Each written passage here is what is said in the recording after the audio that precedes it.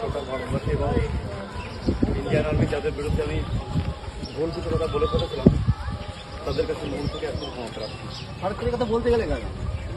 এটা বিভিন্ন কথা কাটাকাটির মাধ্যমে একজন পার্সোনালি একজনের সাথে গন্ডগোল চলতে এভাবে হয়েছিল এবং সেটা মুখ ফসকে আমার বেরিয়ে যায় এবং বেরোনোর পরে আমি বুঝতে পারি যেটা আমার চরম অন্যায় হয়েছে।